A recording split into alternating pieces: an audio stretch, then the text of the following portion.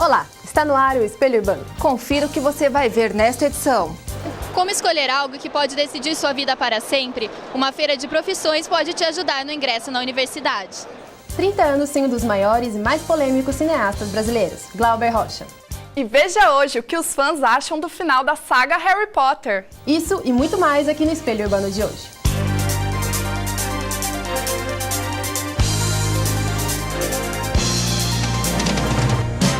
O ano está acabando e chega a hora da decisão para muitos estudantes. Economia, medicina, biologia, engenharia, artes visuais, sobram opções e faltam certeza na hora de escolher o que prestar no vestibular. A UPA, Unicamp de Portas Abertas, acontece anualmente e mostra o funcionamento da universidade para alunos, professores, no ensino fundamental e ensino médio. A repórter Maria Eduarda conferiu um evento para ajudar estes jovens na hora da indecisão. A fase da escolha profissional acontece na adolescência, época de grandes decisões e mudanças. Muitos estudantes deixam o ambiente escolar para se tornar um universitário. A grande dúvida nesse momento é a escolha do curso e a carreira a seguir. Uma feira de profissões aqui na Unicamp, o UPA 2011, apresenta seus cursos de graduações para mais de 40 mil alunos ansiosos para decidir seu futuro na universidade. Eu vim aqui justamente para conhecer mais os cursos, para ter mais ideias.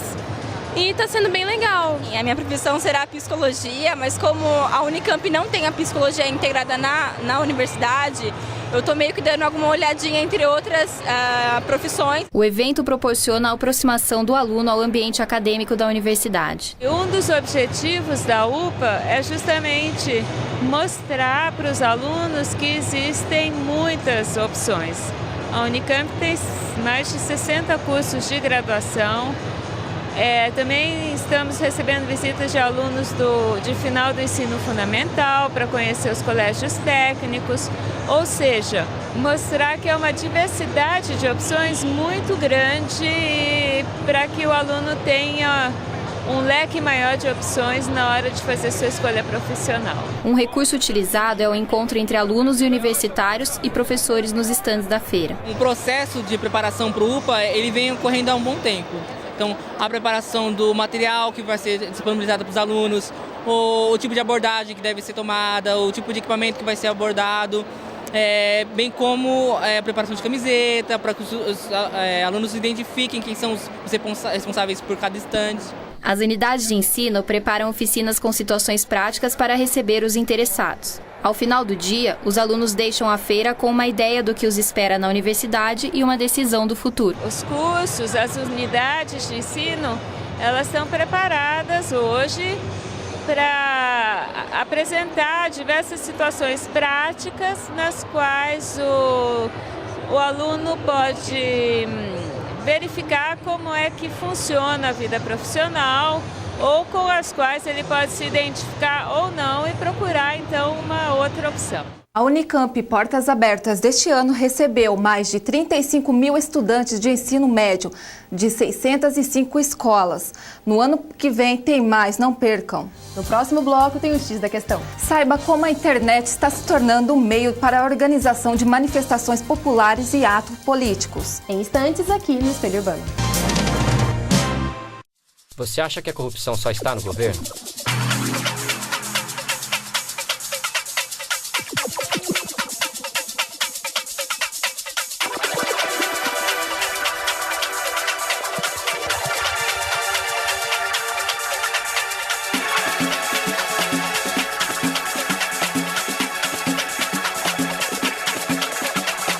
A corrupção começa nos atos mais simples. Quer um país melhor? Faça a sua parte. Estamos de volta e agora vamos falar de redes sociais e manifestações populares. Quem se lembra do churrascão de gente diferenciada em maio deste ano em São Paulo? Confira um papo com a repórter Amanda Cotrim e dois especialistas sobre eventos que começam na internet.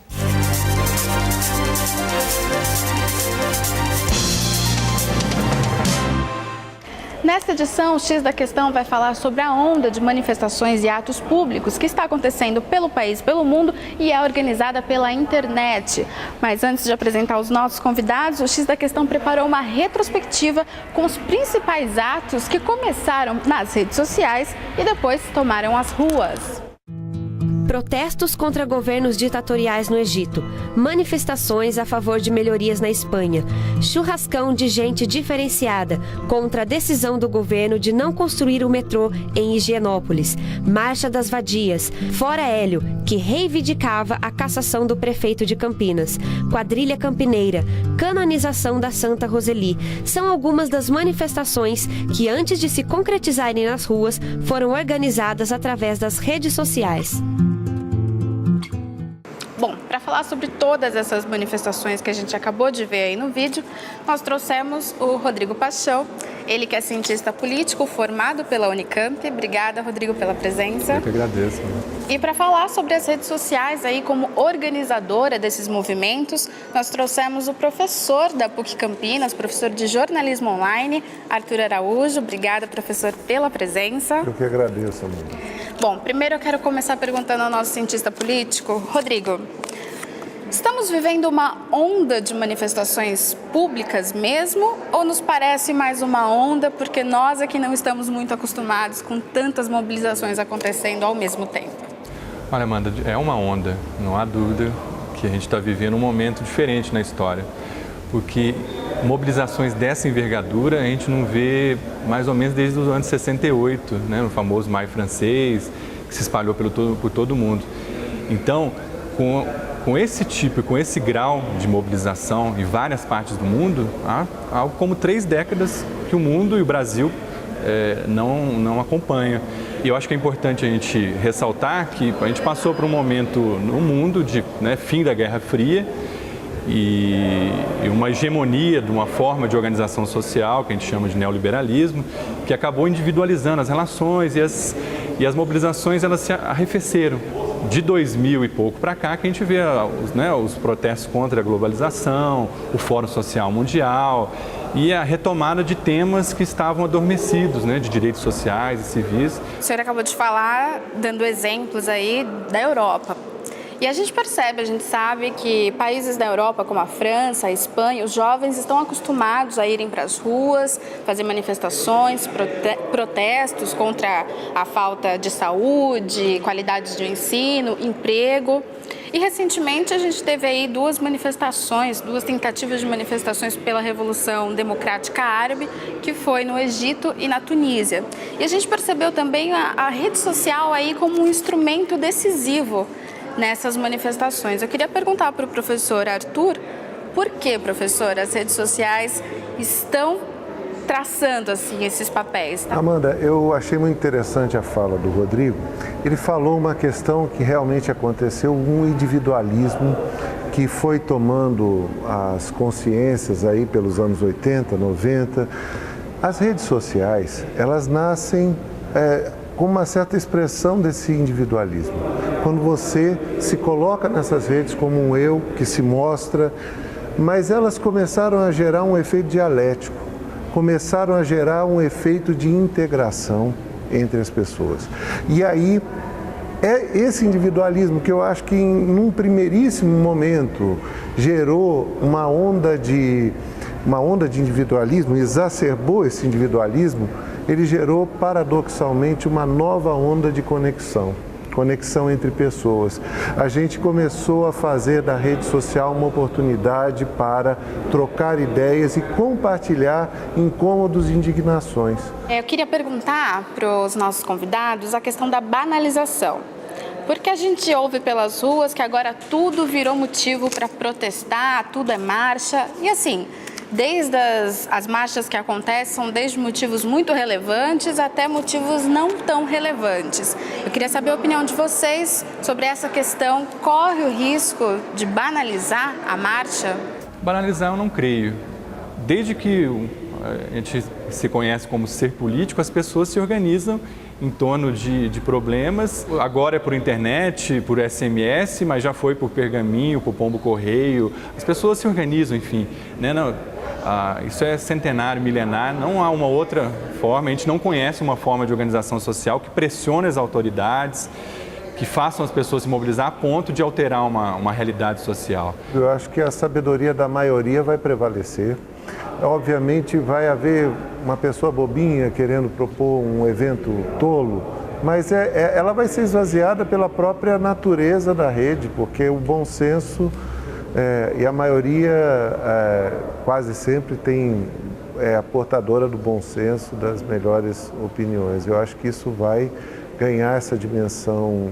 Na dimensão digital, isso vai prevalecer da mesma maneira. Bom, e trazendo esse debate um pouco mais aqui para a nossa região, recentemente um grupo, em sua maioria jovens, criou uma página no Facebook e montou o movimento Fora Hélio. Esse movimento esteve presente na Câmara de Vereadores de Campinas no dia 20 de agosto, quando o prefeito foi cassado. Eu queria perguntar para os nossos convidados qual foi a importância desse grupo para que o primeiro prefeito da história de Campinas, Hélio de Oliveira Santos, fosse cassado. O movimento Fora Hélio, que se organizou na internet, mas se organizou também nas ruas, foi fundamental para que acontecesse a cassação do prefeito. Mas não foi o único fator, né? O Ministério Público foi um agente muito importante de investigar e de mostrar para a sociedade os problemas que estavam acontecendo em Campinas. E nesse caso, a grande mídia de Campinas, as TVs, os jornais, as rádios, foram até mais importantes, na minha opinião, do que a mobilização da sociedade civil, que ela foi de certa forma limitada, né? Mas eu não tenho dúvida de que o movimento Fora Hélio, que se organizou na internet, foi decisivo para ajudar a envolver a sociedade, para ser mais um fator na cassação do prefeito. Concordo perfeitamente com o Rodrigo, eu acho que é um movimento incipiente, ele não teve essa dimensão externa, offline, tão grande, mas ele foi um primeiro passo de fato. E aí uma coisa que você falou que eu achei muito pertinente, o incômodo gerou os protestos na Primavera Árabe e na Europa. E o incômodo no Brasil incentivou esses protestos. Então foi um primeiro esforço para construir uma nova forma de cidadania. A contribuição do Ministério Público, certamente, Rodrigo, você está perfeito, foi decisiva. A participação da mídia tradicional no envolvimento foi importantíssima, mas a gente tem aí uma sementinha, um germe aí mal desenhado ainda, chamado participação e cidadania. Cidadania eletrônica, digital. Ela está ainda se configurando. Ela tem um problema muito sério, ela não é organizada, a questão da representatividade é mal articulada ainda, porque ela é tão espontânea que ela não tem ordem, mas ela é bonita por ser espontânea e um dia ela vai ter que encontrar algum tipo de ordem para participar do jogo político como um ator importante, como um ator marcante no processo geral. Os jovens espanhóis, inclusive, colocaram cartaz dizendo o seguinte: se não nos deixam sonhar, não deixaremos que durmam.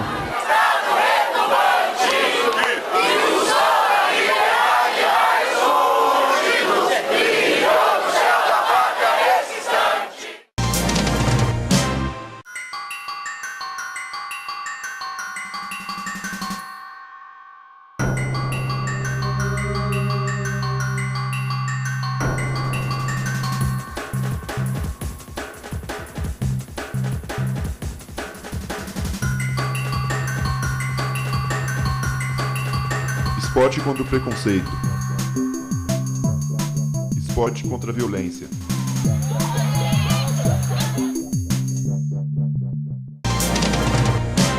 Ingrid, quando você era pequena, provavelmente seus pais te contavam histórias sobre príncipes, princesas, castelos e dragões. Claro, eu tinha a coleção inteira dos Irmãos Grimm. Mas será que esses contos só serviam para colocar a gente para dormir? O repórter Rafael Gnipper mostra que essas fantásticas aventuras ensinam mais lições do que podemos imaginar.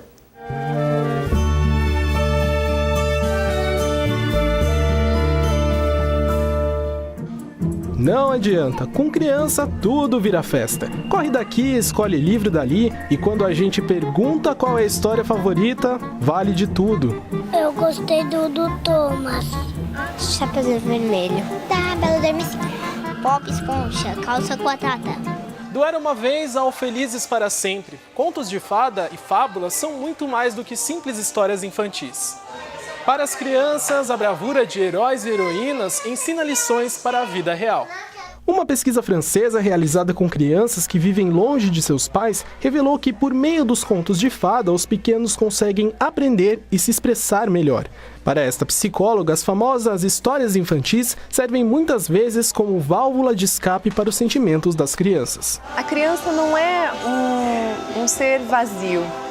Dentro dela tem pulsões, tem angústias, tem desejos, tem pensamentos, coisas que os adultos muitas vezes não veem e não percebem. E ver essas fantasias nas histórias faz com que alivie a pressão interna, os medos, aquilo que não tem nome. Então esses medos ganham uma representação segura, até porque normalmente o final das histórias são felizes. E da constatação científica, veio a confirmação prática. Se para as crianças a hora de ler também é hora de brincar, os pais pensam de uma outra forma. A hora do conto também é hora de aprender. Foi um dos momentos íntimos, assim, muito agradáveis que a gente pode passar com as crianças, contando histórias, vendo alguma coisa interessante, tentando passar algum valor. A gente explica, essa história significa tal, que você não pode fazer tal coisa, ou que você deve agir de tal maneira. Lendo essa parte lúdica, para eles, entra mais na cabeça do que a gente ficar martelando, falando todo dia a mesma coisa. E falando em aprender, vocês se lembram do Jorge? Bem, essa é a Laura, filha dele. A Laura ouviu uma história quando era bem pequena e aprendeu uma lição que nunca mais vai esquecer. De um patinho que desobedeceu a mãe e ficou perdido. Daí ele foi ajudado por um amigo e acabou voltando para a mãe e nunca mais desobedeceu ela. Essa foi a lição que eu vi desse livro. No final feliz, a ficção dá ao real o toque de fantasia. E as crianças, essas não esquecem jamais de imaginar. E os contos de fada trazem muitos símbolos. Isso, como alivia pra gente o sonhar, alivia pra criança ouvir ou ver os contos de fada. Por onde andam os fãs de Harry Potter? O bruxo mais conhecido nas telas do cinema é representado por uma legião de fãs. A repórter Patrícia Gigliano vai nos mostrar um pouco sobre esse assunto. Harry Potter, o bruxo que foi para a escola de Hogwarts com apenas 11 anos, cresceu e fez uma legião de fãs. Eu falo que esses dois são os meus xodós. Jade, agora me conta a história dessa moeda aqui. Essa moeda, foi usada no filme, é uma moeda do Banco Gringotts, original, usada no filme. Hoje, ela é uma raridade.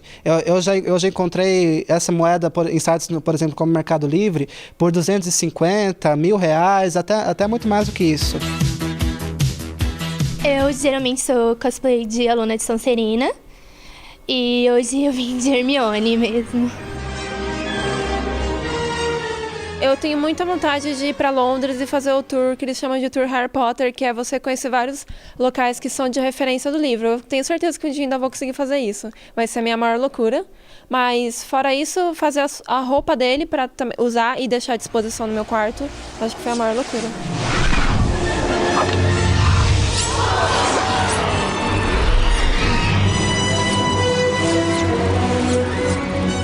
A Bruna ela é colunista do Potterish, que é o primeiro site que foi reconhecido pela autora do Harry Potter. Bruna, me fala sobre os fãs do Potterish, qual vai ser o conteúdo do site a partir de agora? Bom, agora que acabou, né, entre aspas, Harry Potter, a gente ainda vai ter notícias para dar, que na verdade o site ele é bem focado na parte de notícias e na parte das colunas, que é a minha seção. Então a gente ainda tem o que falar sobre essas repercussões do último filme. Enquanto tiver condições financeiras, a gente vai manter o site, porque é muito importante para a gente. Ele tem 9 anos já e ele é criado como um filho por todos os membros. Bom, e para os fãs de Harry Potter não ficarem tristes, em outubro eles poderão participar do Pottermore. O Pottermore ele é um site que terá vários complementos do livro, né? É um pouco a mais para os fãs não ficarem tão tristes, tão órfãos assim. Lá eles vão poder ter mais detalhes sobre várias descrições do livro.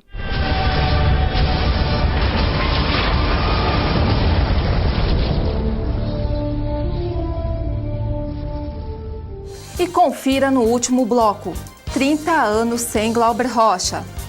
Personagem urbano, uma história de vida. Isso e muito mais daqui a pouco.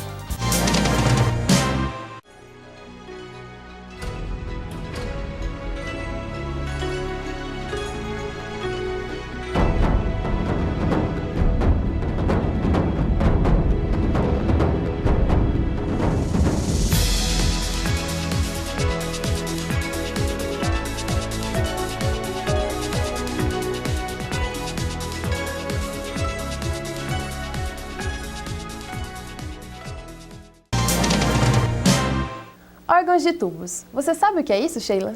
Ingrid, é um instrumento musical produzido manualmente que funciona com a passagem do vento. O repórter João Solimeu vai nos mostrar a construção de um órgão no Mosteiro de São Bento, em Vinhedo, interior de São Paulo. Confira.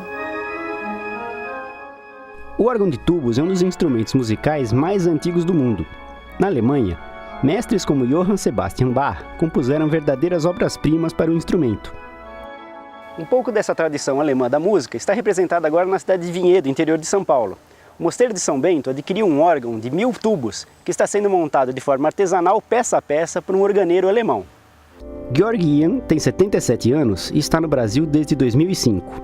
Ele veio para cá com a esposa, Gerhild, que o acompanha e é sua tradutora. Georg herdou o gosto pela música do pai. Wir haben es genau mit 4 Jahren. Wurde in der Kirche, in dem mein Vater Organist war, eine neue Orgel gebaut. Da an war es für mich ganz sicher, dass ich Orgelbauer werde. Dom Paulo, que é prior do Mosteiro de São Bento, diz que o órgão é um sonho antigo e uma campanha foi feita para financiar seu custo de mais de R$300 mil. Vários bazares, brechós, rifas, um benfeitor que deu um valor bastante alto, uma boa contribuição, nós nos animamos. Para Dom Paulo, porém, o fato de ter um organeiro como o Sr. Georg morando no Brasil foi um verdadeiro milagre. E ele atribui a compra do órgão a outro tipo de campanha. Nós fomos orientados a fazer uma promessa a Nossa Senhora. Então o coro do mosteiro fez essa promessa exatamente 5 anos atrás, em agosto de 2006, e eu considero isso uma resposta ao nosso pedido à Nossa Senhora. O órgão foi montado peça a peça pelo Sr. Georg em madeira. Os tubos responsáveis pela sonoridade do instrumento foram fundidos em estanho e afinados um a um. É uma emoção indescritível. É a diferença de você ganhar uma rosa de plástico e ganhar uma rosa verdadeira. Então, nós temos agora uma rosa verdadeira de excelente qualidade, perfume, beleza, e sem espinhos.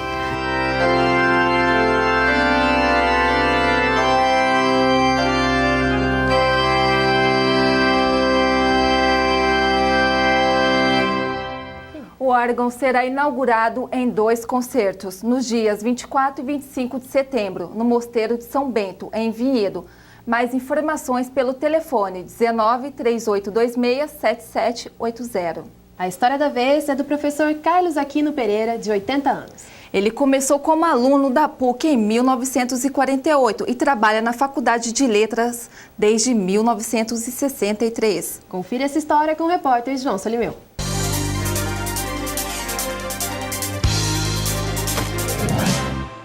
Sempre quis ser professor de português.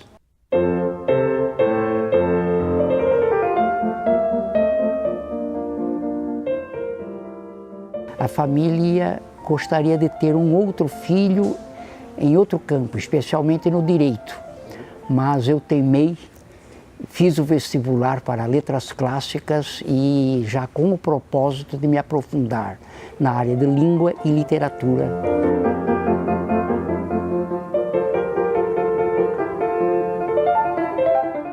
Eu recebi um convite de Monsenhor Salim, então o primeiro reitor da universidade, na época diretor das faculdades campineiras.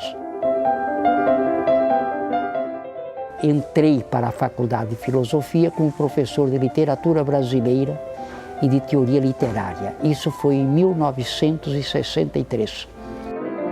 Como membro do Conselho Universitário, acompanhei a construção do campus 1, os primeiros projetos de um campus universitário, que era o nosso sonho desde estudante, né? Dessa luta do desenvolvimento para que a universidade alcançasse as condições de ser o que ela é hoje.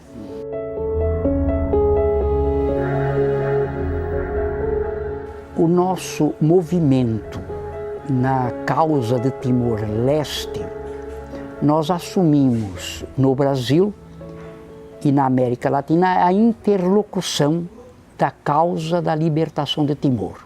A vinda do Dr. Ramos Horta vindo ao Brasil como líder revolucionário, teve uma consequência muito útil de mobilizar as classes ainda indecisas, especialmente a classe política. Hoje, Timor está livre, está escrevendo a sua história como um país que permite que os seus filhos tenham uma pátria que se alinha com os demais países na Sociedade das Nações Unidas. Ao completar 70 anos, o reconhecimento e o agradecimento desta universidade a todos os seus professores estão sintetizados na homenagem ao professor Carlos de Aquino Pereira, agraciado por decisão do Egrégio Conselho Universitário com o título de doutor honoris causa da Pontifícia Universidade Católica de Campinas. Eu acredito que o trabalho com a linguagem, o estudo da literatura, o estudo da fala está perfeitamente ligado ao estímulo e desenvolvimento dos povos através da comunicação. O futuro a Deus pertence. Enquanto eu sentir forças, eu ficarei muito honrado em acompanhar de perto a evolução da universidade.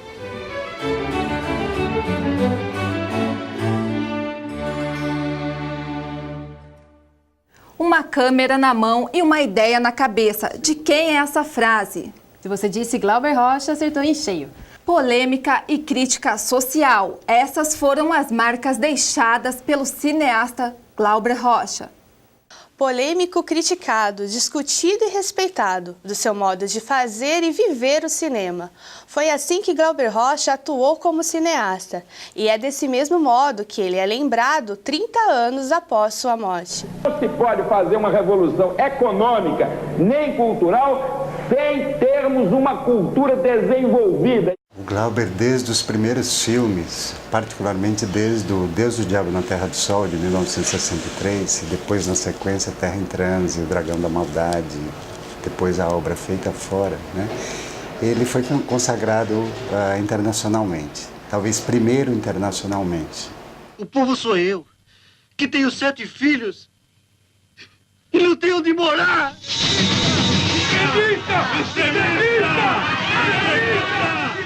Glauber é também conhecido por sua famosa frase, uma câmera na mão e uma ideia na cabeça. A articulação entre o pensamento e o dispositivo cinematográfico, né, seria tudo que o cineasta precisaria para fazer um filme criativo, um bom filme, um filme importante para o campo do cinema. Ele estava tão à frente do seu tempo que com 4 anos já sabia ler e escrever. Aos 9 já dirigia e escrevia peças. E com 18 anos estreou seu primeiro curta, O Pátio.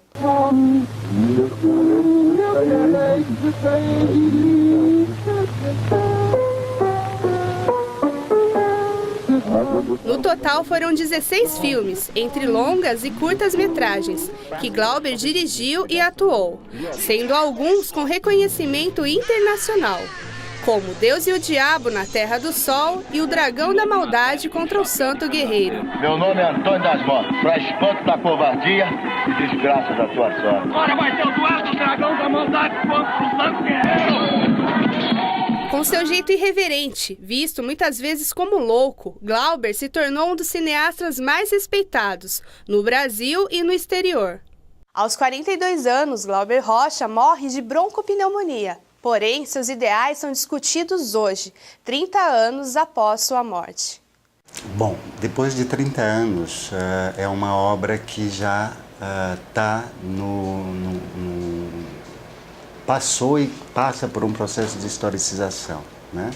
Ou seja, se tornou um clássico, né?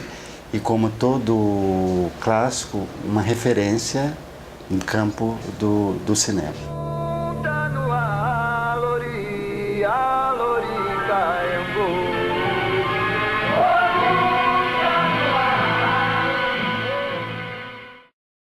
E o Espelho Urbano fica por aqui. Até a próxima edição.